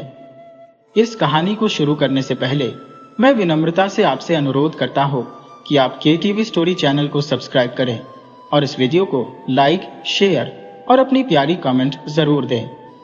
आपके स्नेह से ही हमें नई कहानियां सुनाने की प्रेरणा मिलती है। आइए कहानी शुरू करते हैं। एक समय की बात है। रामपुर नाम के गांव में एक ब्राह्मण रहता था जिसका नाम सुरेंद्र था। उसका जीवन बड़ा ही सरल और बेफिक्र था। उसे जहां भी वह जाता भोजन मिल ही जाता था। वह मस्ती से खाता और अपने रास्ते चल देता। उस पर किसी तरह की कोई जिम्मेदारी नहीं थी। एक ब्राह्मण को भोजन और वस्त्र के अलावा और क्या चाहिए होता है। भोजन तो लोग आदर से दे ही देते थे और वस्त्र भी उसे यज्ञ इत्यादि में दान स्वरूप प्राप्त हो जाते थे। इस तरह सुरेंद्र ब्राह्मण का जीवन गरीबी में भी बड़े आनंद से बीत रहा था। लोग सही ही कहते हैं कि गरीबी और अमीरी केवल मन के विचार पर निर्भर करती है।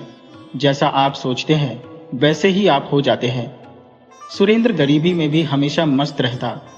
वह ज्यादा पढ़ा लिखा नहीं था, इसलिए उसे कथा पुराण सुनाना भी नहीं आता था। फिर भी वह कुछ रटी रटाई बातें बोलकर अपना दिन गुजार लेता। उसके पास कोई पक्के यजमान भी नहीं थे, फिर भी गांव के लोग उसे बहुत आदर देते थे। वह स्वभाव से बहुत धर्मात्मा था। रास्ते में चलते हुए, घर में बैठे हुए या कहीं भी जाते आते वह हमेशा भगवान का नाम लिया करता था। यह बहुत पुराने समय की बात है, जब राजा महाराजा शासन किया करते थे। आजकल की तरह लोकतंत्र नहीं था। इसी कारण सभी लोग आपस में मिलकर और बड़े प्रेम से रहते थे। किसी के भी मन में कोई बेईमानी नहीं थी। किसी के घर का सदस्य तो दूर, कोई पड़ोसी भी भूखा नहीं सोता था। गांव के लोग बहुत मेहनती भी होते थे और अपनी मेहनत का ही खाते थे, इसलिए सुरेंद्र का भी गुजारा हो जाता था। गांव के हर घर के दरवाजे से उसे कुछ न कुछ अन्न मिल ही जाता था। लेकिन गांव वालों को एक बात खटकती थी कि सुरेंद्र ब्राह्मण अभी तक कुंवारा था। गांव के लोगों ने सोचा कि यह बेचारा कितने दिन तक कुंवारा रहेगा। उन्होंने विचार किया कि अगर इसका विवाह करा दिया जाए तो यह अपनी जिम्मेदारियों को समझने लगेगा। जब पत्नी आ जाएगी तो उसे घर गृहस्थी की चिंता होगी, रोजी रोटी की फिक्र होगी। वह एक खुले सान की तरह नहीं घूमेगा। एक कुंवारा लड़का तो मदमस्त हाथी जैसा होता है, जबकि उसकी पत्नी उस हाथी को नियंत्रित करने वाले महावत का काम करती है और उसे एक सही इंसान की तरह जीना सिखा देती है। सुरेंद्र ब्राह्मण भी मदमस्त होकर जहां मन करता घूमता रहता और किसी के भी घर से मांग कर खा लेता या किसी के भी दरवाजे पर सो जाता। ये बात जगरू नाम के एक व्यक्ति को अच्छी नहीं लगती थी। वह गांव के कुछ लोगों को लेकर सरपंच के पास पहुंचा।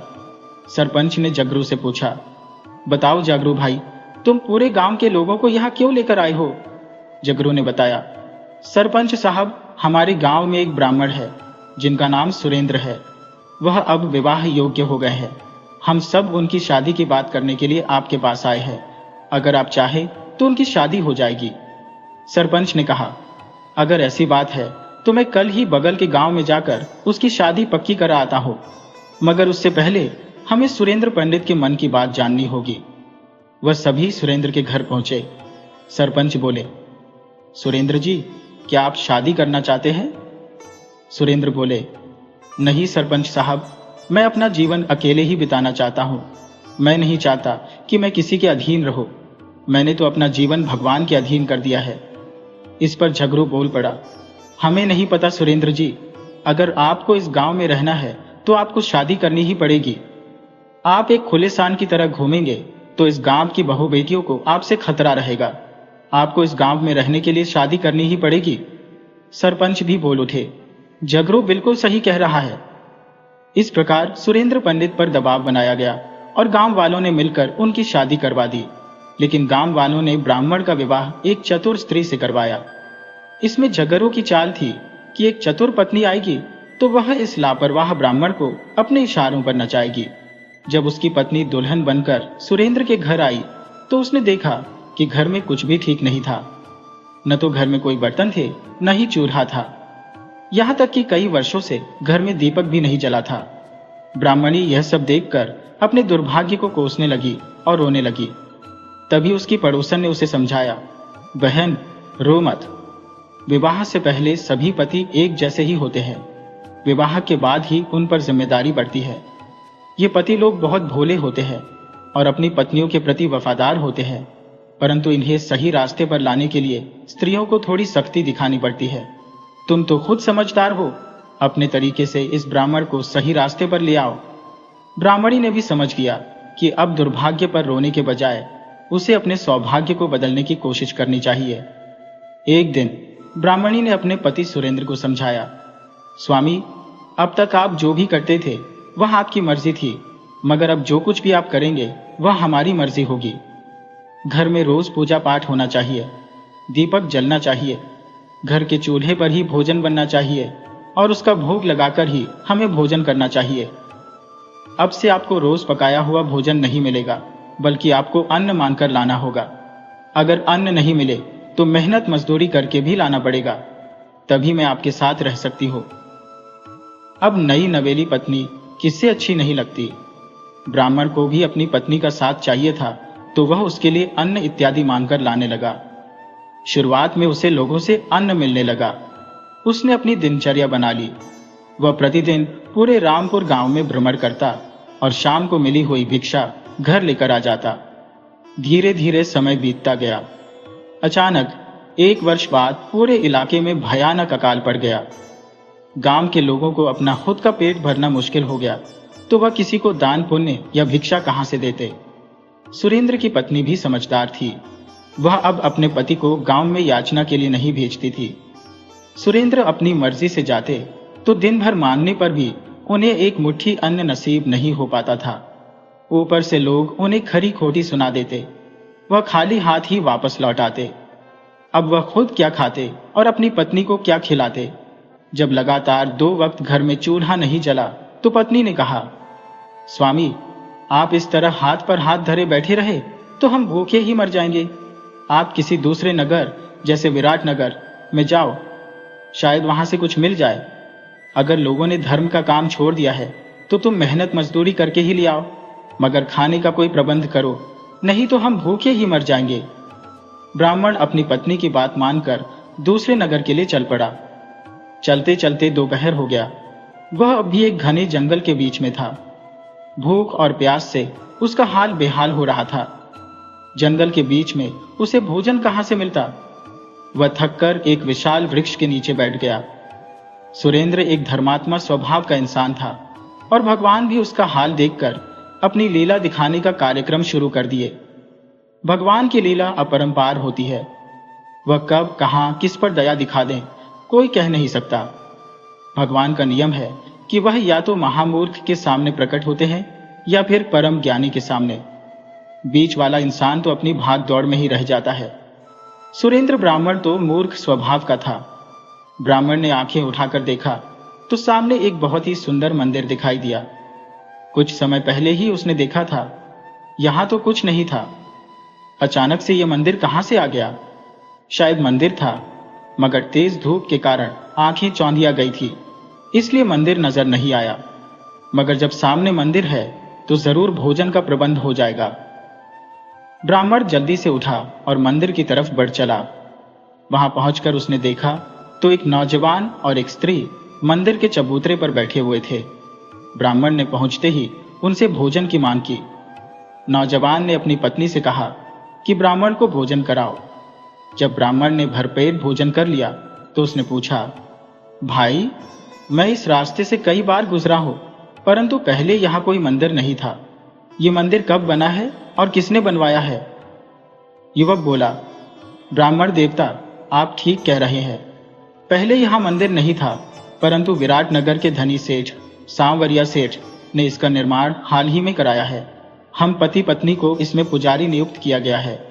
ये कोई शहर का मंदिर तो है नहीं कि भक्तों की भीड़ लगे तो हम दोनों पूजा पाठ कर लेने के बाद दिन भर चौसर खेलते रहते हैं।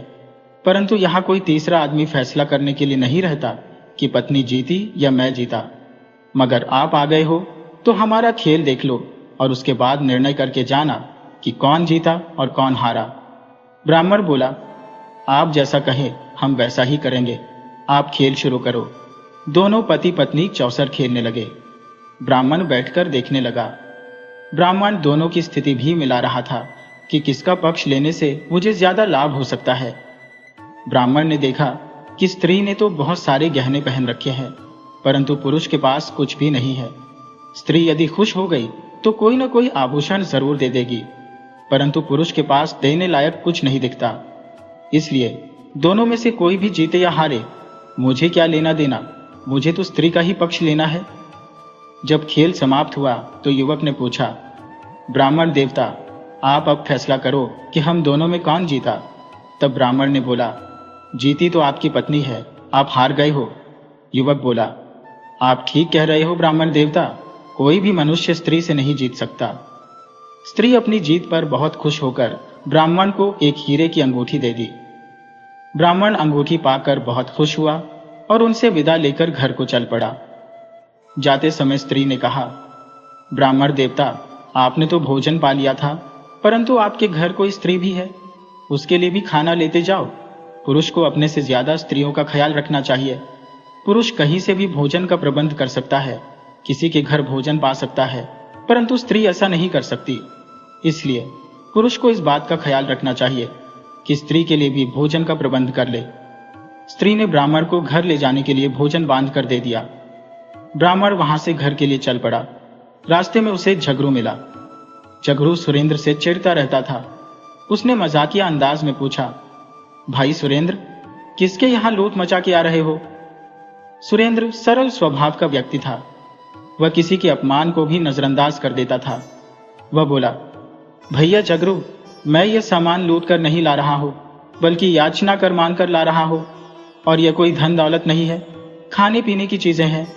झगड़ू बोला, ठीक है भैया, ऐसे ही लोगों को मूर्ख बनाते रहो और अपना धंधा खूब आगे बढ़ाओ। झगड़ू यह बोलते हुए आगे निकल गया। सुरेंद्र उसकी बातों को वहीं छोड़कर आगे बढ़ा। रास्ते में उसे एक तालाब दिखा तो ब्राह्मण ने सोचा कि गर्मी से बेहाल हो रहा हो, क्यों न इसमें पानी पी लूं और गर्मी शांत करने के लिए स्नान कर लूं। ब्राह्मण ने भोजन की पोटली और अपने कपड़े उतारकर बाहर रखे, मगर अंगूठी को अपनी मुट्ठी में ही बंद रखा। उसने सोचा, इतनी कीमती चीज बाहर कैसे रख दूं? कोई चील कौवा लेकर उड़ गया तो क्या करूंगा? वैसे भी झगरू इधर ही घूम रहा है और उसकी न जाने मुझसे किस जन्म की दुश्मनी है। वह हर जगह मुझे नीचा दिखाने का प्रयास करता है। हो सकता है मैं अंदर नहाना शुरू करूं और वह इसे लेकर भाग जाए। इस तरह तरह के विचार मन में लाने लगा, मगर होता वही है जो प्रभु चाहते हैं। ब्राह्मण अंगूठी लिए स्नान करने लगा। ब्राह्मण के हाथ से अंगूठी फिसलकर पानी में जा गिरी। ब्राह्मण पानी में गोता लगाकर ढूंढता रहा, परंतु अंगूठी नहीं मिली। वह निराश होकर घर को लौट आया। पोटली में भोजन था तो ब्राह्मणी ने आधा खुद खाया और आधा ब्राह्मण को खिला दिया, मगर उसने ब्राह्मण से कुछ नहीं पूछा कि कहाँ गए थे और लौट क्यों आए। दूसरे दिन ब्राह्मण फिर उठा और उसी स्थान पर पहुंच गया। युवक और स्त्री उस मंदिर में पहले से ही ब्राह्मण का इंतजार कर रहे थे। देखते ही बोले, आओ ब्राह्मण देवता, हम आपका ही इंतजार कर रहे थे। जल्दी से भोजन पालो और हमारा खेल देखकर अपना निर्णय बता दो। ब्राह्मण ने छक कर खाया, फिर दोनों का चौसर खेल न देखने लगा। परंतु आज भी उसने मन में ठान लिया था कि चाहे जीते कोई भी, हमें तो स्त्री को ही जिताना है, क्योंकि घर की मालकिन स्त्रियां ही होती है। पुरुष तो हमारी तरह कंगाल होते हैं। कुछ देना हो, दान पुण्य करना हो तो स्त्री ही करती है। खेल समाप्ति पर जब दोनों ने पूछा कि ब्राह्मण देवता, आप बताओ, हम दोनों में कौन जीता और कौन हारा, तब ब्राह्मण ने बताया कि जीती तो आपकी पत्नी है, आप हार गए हैं। तब युवक बोला, ब्राह्मण देवता, आप इस वक्त न्याय के आसन पर बैठे हो। अगर कह रहे हो कि मेरी पत्नी जीती और मैं हारा, तो मैं आपकी बात मान लेता हूं। स्त्री ने आज ब्राह्मण को अपने गले का हार दे दिया और ब्राह्मण की पत्नी के लिए भोजन देकर विदा किया। ब्राह्मण अपने घर आ गया। उसने स्त्री को हार और भोजन दे दिया। ब्राह्मणी बहुत खुश हुई। उसने पहले खाना खाया, फिर गले में हार पहन लिया। जब वह हार उतार कर रखने लगी तो उसने देखा कि वह हार तो एक सर्प में बदल चुका है। स्त्री उसे भूत प्रेत की माया समझकर हार को गले से निकालकर चूल्हे में डाल दिया और ब्राह्मण पर बहुत नाराज हुई कि रास्ते में पड़ी कोई भी चीज उठाकर घर चले आते हो। जो मेरे लिए हार लाए हो उस पर किसी भूत प्रेत की साया है।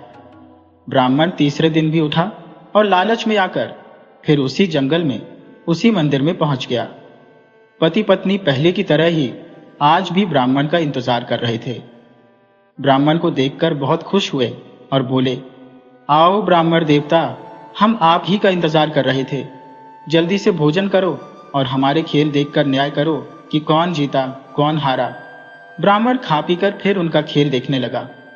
आज भी उसने मन में विचार किया कि जीते चाहे कोई भी, मुझे तो स्त्री का ही पक्ष लेना है। समाप्ति पर ब्राह्मण ने बताया कि नवयुवक, बुरा मत मानना, आप आज भी रोज की भांति हार गए हो। युवक ने कहा, आपका न्याय सर आंखों पर। स्त्री खुश हो बोली, ब्राह्मण, तुम आज कोई गाड़ी मंगाओ, मैं तुम्हें यहां पर पड़ा पूरा खजाना ही दिए देती हूं। संयोग से एक बैलगाड़ी भी सामने खड़ी मिली तो स्त्री ने मंदिर के तहखाने खोलकर हीरे मोतियों से भरे कई संदूक उसे दे डाले। ब्राह्मण उसे बैलगाड़ी पर लाद कर घर के लिए चल पड़ा। रास्ते में ब्राह्मण को थोड़ी लघु शंका हुई तो वह गाड़ी से उतरकर बैठ गया। तभी अचानक एक जोरदार बवंडर आया और गाड़ी को गाड़ीवान सहित उड़ाकर कहीं दूर लेकर चला गया। ब्राह्मण ढूंढते ढूंढते थक गया। गाड़ी और गाड़ीवान कहीं नहीं मिले। आज तो ब्राह्मणी का खाना भी गाड़ी में ही रह गया था। ब्राह्मण खाली हाथ घर लौट आया। ब्राह्मणी ने देखा कि आज तो ब्राह्मण खाली हाथ लौट आया है, तो वह ब्राह्मण से बोली, आप रोज सुबह दूसरे नगर को जाते हो, परंतु हमें लगता है आप बीच रास्ते से वापस चले आते हो। आखिर कहाँ जाते हो और फिर लौट क्यों आते हो? तब ब्राह्मण ने मंदिर की सारी घटना सुना दी। ब्राह्मणी बोली, जंगल में मंदिर? अरे क्या बात करते हो, अभी पिछले हफ्ते ही उसी रास्ते से मैं मायके गई थी और आई थी। जंगल में कहीं कोई मंदिर नहीं था, फिर रातों रात मंदिर बनकर कहां से खड़ा हो गया? ब्राह्मण बोला, भाग्यवान, मैं झूठ नहीं बोल रहा। वहीं से मैं तुम्हारे लिए भोजन और हार लेकर आ चुका हूं। तब ब्राह्मणी ने कुछ सोचा, फिर भाव विभोर हो गई। वह बहुत चतुर और ज्ञानी स्त्री थी। उसने जान लिया कि स्वयं नारायण हमारे मूर्ख पति के साथ कोई लीला कर रहे हैं, मगर उनकी परीक्षा लेना भी जरूरी है। स्त्री बोली, स्वामी, आप आज भी उसी मंदिर पर जाओ, मगर आज चौसर में पुरुष को जिता देना। ब्राह्मण बोला, लेकिन पुरुष के पास तो कुछ है ही नहीं, भला वह मुझे क्या देगा। तब ब्राह्मणी बोली, लालच से कोई भी काम नहीं किया जाता। आप पहले अपना लालच त्यागो और मेरी मानो। आज पुरुष को जिता देना। भगवान ने चाहा तो सब शुभ शुभ होगा। ब्राह्मण पत्नी की बात मानकर रोज की तरह मंदिर पर चला गया। वहां आज भी पति पत्नी ब्राह्मण का इंतजार कर रहे थे। देखते ही बोले, अरे ब्राह्मण देवता, कहाँ देर लगा दिए, हम आपका कब से इंतजार कर रहे थे। जल्दी से भोजन करो और हमारे चौसर के खेल का फैसला करो। आज हमारे खेल का आखिरी दिन है। इसके बाद हम अब दूसरी तरह का खेल खेलेंगे। आज बहुत सोच समझकर फैसला देना। ब्राह्मण भोजन के उपरांत दोनों का खेल देखने लगा। खेल का समापन हुआ तो युवक ने पूछा, कहो ब्राह्मण देवता, कौन जीता, कौन हारा। तब ब्राह्मण को अपनी पत्नी की बात याद आ गई कि आज पुरुष को जिता देना है। तो ब्राह्मण बोला, आज तो आपकी पत्नी हार गई है और आप जीत गए हो। तब युवक बोला, फिर से सोच लो ब्राह्मण देवता, क्योंकि मेरे पास आपको देने के लिए कुछ भी नहीं है। ब्राह्मण बोला, चाहे जो भी हो, परंतु जीते आप ही हो। युवक ने ब्राह्मण को कोई उपहार नहीं दिया। स्त्री भी नाराज होकर ब्राह्मणी को भोजन भी नहीं बांध पाई। ब्राह्मण वहां से घर के लिए चल पड़ा। रास्ते में अपनी पत्नी के विषय में भला बुरा सोचता रहा कि रोज तो अच्छा भोजन लेकर जाता था, आज उसकी बात मानने से कुछ भी नहीं मिला। आज देखता हूं क्या खाती है। बहुत चतुर बनती फिरती है, करना धरना कुछ नहीं, भैंस जैसी घर में पड़ी रहती है और मुझे नौकर समझ मुझ पर शासन चलाती है। ब्राह्मण अंगूठी को याद कर उस तालाब के पास गए जहां उसके हाथ से पानी में अंगूठी गिर गई थी। वहां उसने देखा कि अंगूठी तो किनारे पड़ी हुई है। वह तुरंत उसे उठा लिया और घर को चल पड़ा। तभी उसे जगरू मिला। जगरू बोला, और भाई सुरेंद्र, आज लगता है कहीं लौटाई नहीं कर पाए, आज का खर्च कैसे चलेगा। ब्राह्मण बोला, भाई साहब, मुझे आपसे कोई बात ही नहीं करनी है, आप जो चाहे वह कह सकते हैं। मुझे, मेरे दिल को आपकी बातों से तनिक भी कष्ट नहीं होता। ब्राह्मण आगे निकल गया। रास्ते में उसे वह बैलगाड़ी वाला मिल गया। वह बोला, भैया, गजब के आदमी हो, मुझे अपना घर बार का पता बताया नहीं और न जाने कहां गायब हो गए। मैं तुम्हारा घर ढूंढते ढूंढते आज 4 दिन से हैरान परेशान हूं, अब आज आकर मिले हो। चलो अपना घर दिखाओ मुझे, और भी काम करना है।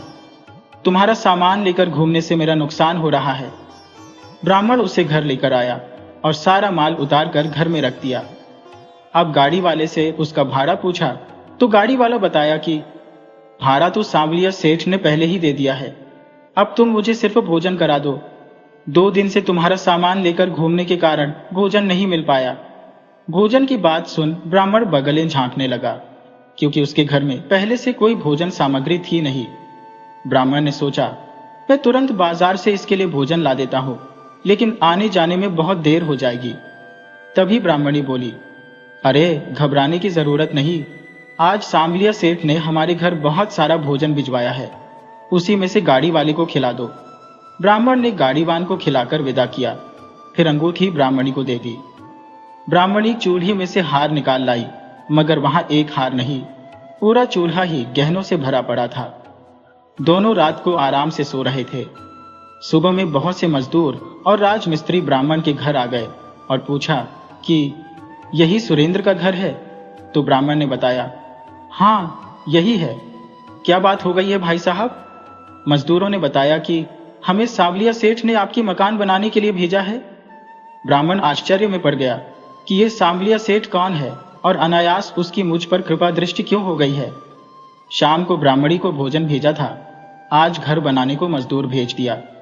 कहीं मेरी पत्नी से उसके चक्कर तो नहीं चल रहे? वह अपनी पत्नी से पूछा, तुम सांवलिया सेठ को जानती हो? हाँ हाँ जानती हो। ब्राह्मण बोला, कब से जानती हो? ब्राह्मणी बोली, बचपन से जानती हो। ब्राह्मण बोला, कहीं तुम्हारे और उसके बीच कोई चक्कर तो नहीं चल रहे? ब्राह्मणी बोली, उसके चक्कर तो हमारे ही नहीं, सभी स्त्रियों के साथ चलते हैं और स्त्रियों के पति यह जानकर बहुत खुश होते हैं। ब्राह्मण बोला, तो इतना बड़ा बदमाश है सांवलिया सेठ, और स्त्रियों के पति भी कैसे हैं कि उसको मारने पीटने के बजाय खुश होते हैं, यानी सभी नामर्द है। ब्राह्मणी बोली, पागल हो, बिना सोचे समझे बकबक करते रहते हो। अरे सांवलिया सेठ तो भगवान कृष्ण को कहते हैं। अरे दुनिया में कौन अभागन और अभागा होगा जो भगवान कृष्ण से प्रेम नहीं करता होगा। ब्राह्मण बोला, ओहो, तो तुम्हें पहले बताना चाहिए था, पहेली बुझा रही थी। तो क्या जंगल में वह मंदिर, वे युवक युवती भी कहीं सांवलिया सेठ की कोई लीला तो नहीं? ब्राह्मणी बोली, आपने ठीक समझा, सब उनकी लीला है। आपने जब तक उनकी पत्नी यानी माता लक्ष्मी को चौसर में जिताया, आप पर कोई कृपा नहीं हुई, क्योंकि आप उनके पति को छोड़कर उन्हें घर लाना चाहते थे, तो वो बार बार लौट जा रही थी। परंतु आपने जो ही नारायण को जीता हुआ बताया, नारायण आपसे खुश हो गए, और नारायण की खुशी में ही माता लक्ष्मी की खुशी है। नारायण जहां निवास बना लेते हैं, लक्ष्मी जी साथ रहती हैं। जिस प्रकार एक पतिव्रता स्त्री वही रहती है जहां उसका पति रहता है, उसी प्रकार जहां सांवलिया सेठ रहते हैं, उसी घर में लक्ष्मी का वास होता है। मजदूर और कारीगरों ने एक हफ्ते में ब्राह्मण के लिए आलीशान भवन का निर्माण कर दिया और लौट गए। ब्राह्मणी को मंदिर की सत्यता जानने की मन में बड़ी उत्सुकता थी, तो सुबह में दोनों उठे और जंगल के लिए चल दिए। ब्राह्मण जब अपनी पत्नी के साथ उस स्थान पर गया, तो वहां न तो कोई मंदिर था, न मंदिर होने का कोई चिन्ह। ब्राह्मण बड़े आश्चर्य में पड़ गए।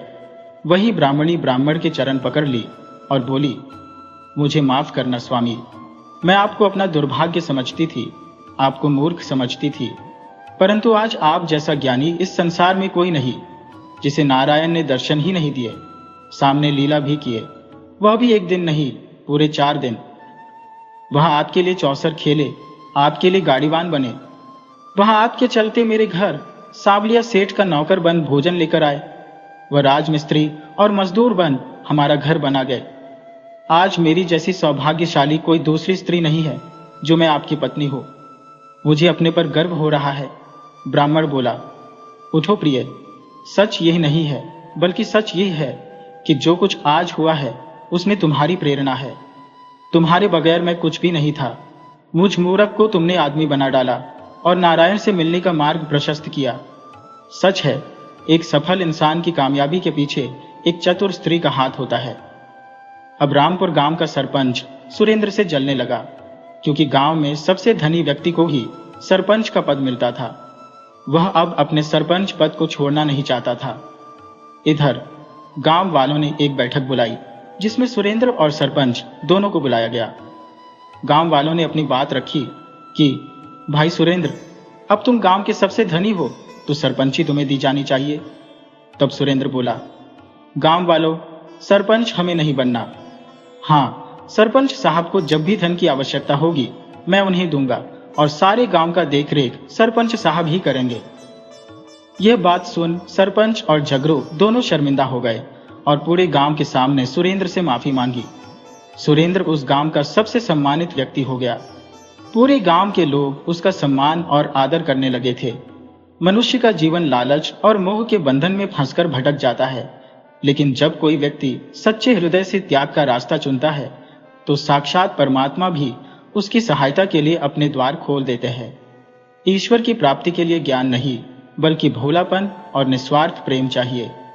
अगर आपको हमारी कहानी अच्छी लगी है, तो हमारे KTV स्टोरी चैनल को लाइक, शेयर और सब्सक्राइब करें, और कमेंट में राधे राधे जरूर लिखें। इससे आपकी हर मनोकामना पूर्ण होगी।